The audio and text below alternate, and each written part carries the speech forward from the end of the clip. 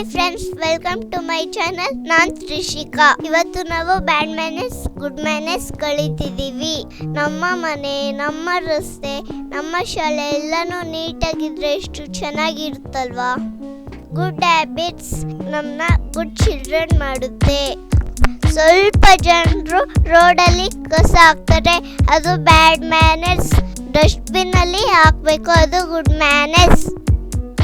ದೊಡ್ಡವ್ರಿಗೆ ರೆಸ್ಪೆಕ್ಟ್ ಕೊಡಬೇಕು, ಅವ್ರು ಏನು ಹೇಳ್ತಾರೋ ಗಮನ ಇಟ್ಟು ಕೇಳಿಸ್ಕೊಬೇಕು.